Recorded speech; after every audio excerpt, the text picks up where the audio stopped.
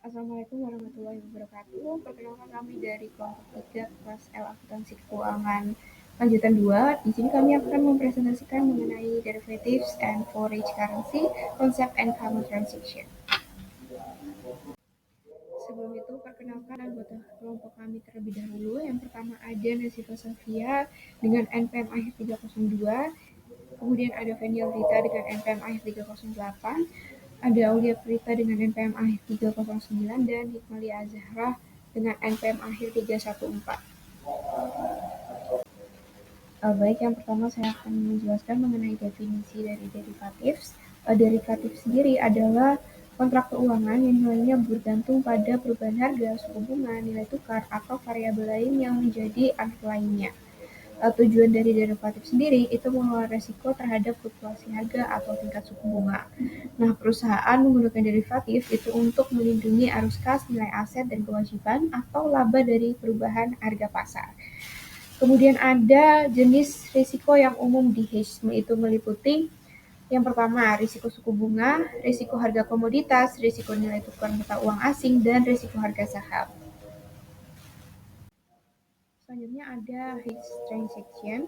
Hedge sendiri adalah gabungan antara posisi yang sudah ada dengan kontrak derivatif untuk mengurangi risiko dari posisi tersebut. Nah, pada hedge transaction itu umumnya perubahan itu menggunakan yang pertama ada forward contracts. Itu perjanjian antara dua pihak untuk membeli atau menjual komoditas atau mata uang asing di masa depan pada harga yang sudah ditentukan. Hal ini tuh bisa diselesaikan secara fisik atau net settlement atau selisih harga dibayar tunai. Kemudian yang kedua ada future contracts, itu mirip dengan forwards, tapi itu distandarisasikan dan diperdagangkan di bursa. Hal ini tuh menggunakan sistem mark to market harian. Kemudian ada option, itu memberikan hak, bukan kewajiban untuk membeli atau menjual aset pada harga tertentu. Kemudian yang keempat ada swaps, yaitu pertukaran arus kas antara dua belah pihak. Di sini saya akan menjelaskan mengenai foreign exchange concepts and definitions atau mengenai konsep dan definisi dari valuta asing. Nah, mata uang menyediakan standar nilai, alat tukar, dan satuan ukur untuk transaksi ekonomi. Mata uang berbagai negara itu menjalankan dua fungsi pertama dengan tingkat efisiensi yang berbeda-beda. Tetapi pada dasarnya semua mata uang yang menyediakan satuan ukur untuk kegiatan ekonomi dan sumber daya di negara masing-masing. Nah, agar transaksi itu dapat dimasukkan dalam catatan keuangan, transaksi tersebut tuh harus diukur dalam suatu mata uang. Umumnya, mata uang yang digunakan untuk mencatat transaksi dan juga mata uang yang dibutuhkan untuk menyelesaikan transaksi tersebut adalah sama. Nah, misalnya seperti sebuah toko pizza di Chicago membeli semua produk dan input lainnya serta membayar semua karyawan dan tagihan lainnya menggunakan dolar AS. Nah, toko pizza tersebut mengumpulkan dolar dari pelanggannya. Nah, apabila timbul piutang dan juga hutang, maka perusahaan itu akan menerima atau membayar dolar untuk penyelesaiannya. Nah, piutang atau hutang itu akan dinyatakan dalam suatu mata uang ketika harus dibayar dalam mata uang tersebut. Nah, piutang dan hutangnya itu akan diukur dalam suatu mata uang ketika dicatat dalam catatan keuangan dalam mata uang tersebut. Jadi, dalam contoh ini itu piutang dan juga hutangnya di toko pizza ini dinyatakan dan diukur dalam mata uang yang sama yaitu dolar AS. Nah, selanjutnya di sini ada tentang kutipan nilai tukar langsung dan juga tidak langsung, yang di mana nilai tukar sendiri itu merupakan rasio antara satu unit mata uang dan juga jumlah mata uang lain yang dapat ditukar dengan unit tersebut pada waktu tertentu. Nah, nilai tukar itu sebenarnya dapat dihitung secara langsung maupun secara tidak langsung. Di sini ada contohnya, seperti ada kutipan tidak langsung yang di mana jumlah unit mata uang asing per dolar AS. Di sini ada 1/1,41 dolar sama dengan 0,709 mata uang asing. Yang di mana pendekatan pertama itu adalah kuotasi langsung dari sudut pandang AS karena nilai tukar itu dinyatakan dalam dolar AS sebesar 1,41 dolar yang setara dengan 1 pound sterling atau 1 unit mata uang asing. Nah, pendekatan kedua itu merupakan kuotasi tidak langsung yang dimana itu dari sudut pandang AS. Karena nilai tukar itu dinyatakan dalam pound sterling atau mata uang asing sebesar 0,709 yang setara dengan 1 dolar AS. Nah, kuota langsung itu merupakan kebalikan dari kuota tidak langsung dan juga sebaliknya. Selanjutnya di sini ada nilai tukar mengambang, tetap, dan juga berganda. Nah, nilai tukar menggambar itu secara teoritis dia merupakan nilai suatu mata uang yang seharusnya mencerminkan daya belinya di pasar dunia. Misalnya, peningkatan tingkat inflasi suatu negara itu menunjukkan bahwa daya beli mata uang tersebut itu menurun. Nilai mata uang tersebut seharusnya turun dibandingkan dengan mata uang lainnya. Nah, istilah teknis untuk pergerakan nilai mata uang ini adalah melemah. Jadi suatu mata uang itu jatuh atau melemah itu relatif terhadap mata uang lain jika dibutuhkan lebih banyak mata uang yang melemah untuk membeli satu unit mata uang yang lainnya. Lalu nilai tukar tetap dan berganda. Nah, ketika nilai tukar ditetapkan, maka pemerintah yang menerbitkan mata uang itu dapat menetapkan atau memperbaiki nilai tukar yang berbeda untuk berbagai jenis transaksi. Misalnya, itu pemerintah dapat menetapkan nilai tukar preferensial. Nah, eee, nilai tukar untuk impor atau jenis impor tertentu itu dan juga nilai tukar penalti, itu merupakan jenis ekspor tertentu untuk mendorong tujuan ekonomi negara. Nah, nilai tukar semacam ini tuh juga disebut dengan sebagai, nilai tukar berganda. Nah, selanjutnya, mengenai nilai tukar spot saat ini dan juga historis. Nah, nilai tukar spot sendiri itu merupakan nilai tukar untuk pengiriman langsung mata uang yang dipertukarkan. Kalau nilai tukar saat ini, itu nilai tukar di mana satu unit mata uang itu dapat ditukar dengan unit mata uang lainnya, mata uang pada, tanggal neraca atau tanggal transaksi. Kalau tarif historis adalah tarif yang berlaku pada tanggal terjadinya transaksi atau peristiwa tertentu. Nah, kurs spot, kurs saat ini dan juga kurs historis itu dapat berupa kurs tetap atau mengambang. Jadi itu tergantung pada mata uang yang digunakan. Nah, kurs spot itu untuk transaksi luar negeri antara Amerika Serikat, dan negara dengan nilai tukar tetap itu biasanya akan berubah di negara asing tersebut hanya sebagai akibat dari tindakan pemerintah yang tapi kecuali, untuk transaksi di pasar gelap dalam mata uang negara asing tersebut. Nah, kalau kurs transaksi itu mata uang asing saat ini, yang di mana kurs spot itu berlaku untuk penyelesaian langsung atas jumlah yang didemonisasi dalam mata uang asing pada tanggal transaksi dan juga tanggal neraca. Nah, kalau kurs historis itu kurs spot yang berlaku pada tanggal terjadinya peristiwa atau transaksi tertentu. Selanjutnya di sini saya akan menjelaskan mengenai transaksi mata uang asing selain kontrak forward. Jadi di sini tuh menjelaskan bagaimana perusahaan mencatat transaksi yang melibatkan mata uang asing, yaitu transaksi yang dilakukan dalam mata uang senilai mata uang fungsional perusahaan atau mata uang utama yang digunakan dalam kegiatan operasional sehari-hari. Contohnya jika perusahaan di Amerika dengan mata uang dolar membeli barang dari Kanada dan membayar dalam dolar Kanada. Nah, maka transaksi itu disebut transaksi mata uang asing karena denominasi pembayaran itu bukan dalam dolar US. Kemudian pada konsep umum di sini, transaksi lokal biasanya dicatat menggunakan mata uang lokal atau fungsional perusahaan. Namun dalam transaksi internasional seperti ekspor, impor, atau pinjaman luar negeri, perusahaan sering melakukan pembayaran dan penerimaan dalam mata uang asing.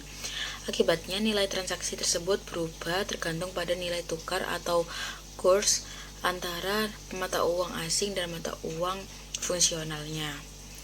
Nah, di sini ada aturan akuntansi GAAP ASC 830. Standar akuntansi menetapkan dua ketentuan utama untuk transaksi mata uang asing selain derivatif atau kontrak forward. Yang pertama, pada tanggal transaksi, setiap aset, kewajiban, pendapatan, atau beban yang timbul dari transaksi harus diukur dalam mata uang fungsional dengan menggunakan kurs spot atau nilai tukar pada tanggal transaksi. Artinya, nilai transaksi dalam mata uang asing dikonversi terlebih dahulu ke mata uang fungsional sebelum dicatat. Misalnya, di sini ada contoh. Sebuah perusahaan US membeli persediaan dari Kanada senilai 10.000 dolar Kanada saat kursnya itu senilai 0,70 dolar. Maka transaksi yang dicatat yaitu persediaan senilai 7.000 pada debit dan utang usahanya pada kredit. Lalu yang kedua, pada tanggal neraca atau pelaporan keuangan, saldo kewajiban atau piutang yang masih dalam mata uang asing harus disesuaikan agar mencerminkan kurs terkini atau kurs pada tanggal neraca. Nah, selisih antara kurs awal dan kurs akhir periode diakui sebagai keuntungan atau kerugian selisih kurs yang dicatat langsung di laporan laba rugi periode berjalan. Lalu yang ketiga, lalu di sini ada contoh dari perubahan nilai tukar. Misalnya pada saat pembayaran maka kurs itu berubah menjadi 0,69. Berarti perhitungannya utang awal itu dicatat 7.000 kan sebelumnya.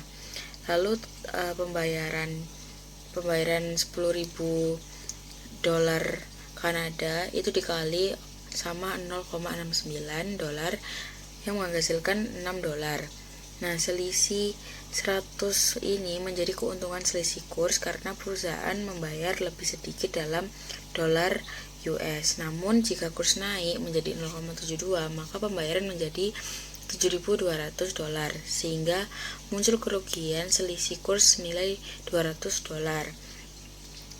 Nah, lalu di sini yang ketiga ada penyesuaian akhir periode.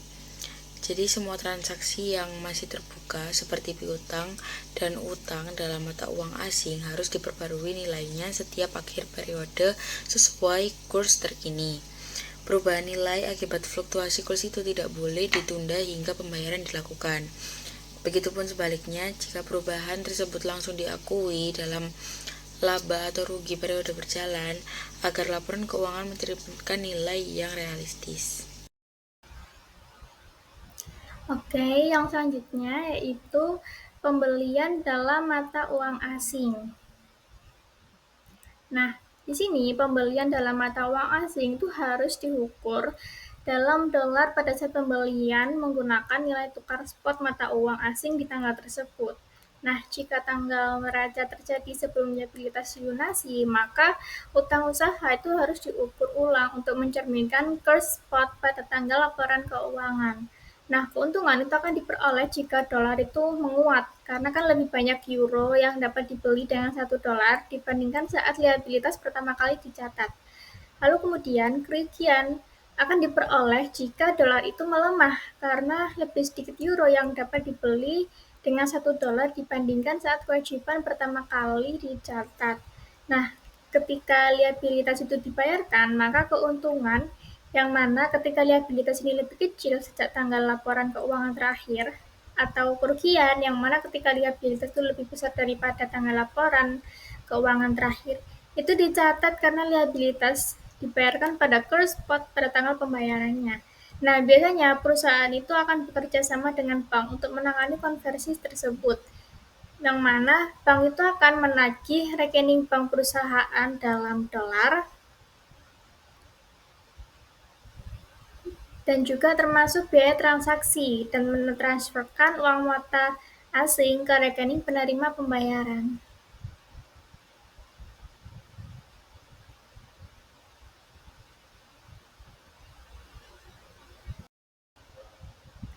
Lalu selanjutnya penjualan pada mata uang asing.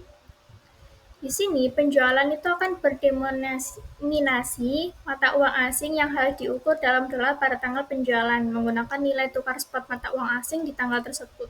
Nah, jika tanggal laporan keuangan jatuh tempo sebelum piutang dilunasi, maka piutang usaha harus diukur ulang untuk mencerminkan nilai tukar spot pada tanggal laporan keuangan.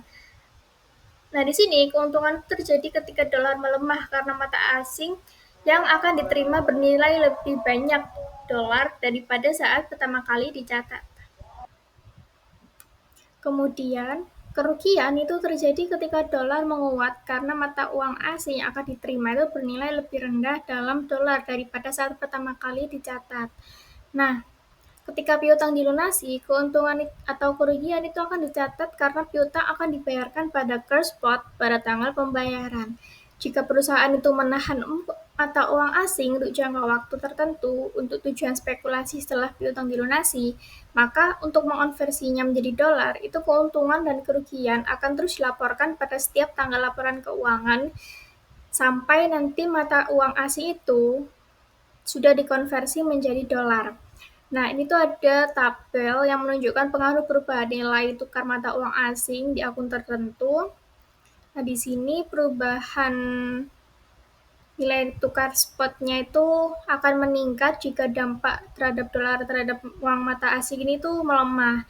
Yang mana dampak terhadap mata uang asing itu akan mendominasi pada akun-akun piutang usaha, peningkatan keuntungan seperti itu dan sebagainya.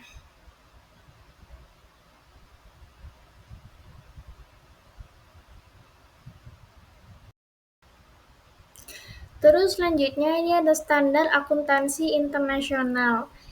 Nah, di sini standar pelaporan keuangan internasional atau IFRS itu membahas cara memasukkan transaksi mata uang asing dan operasi luar negeri dalam laporan keuangan.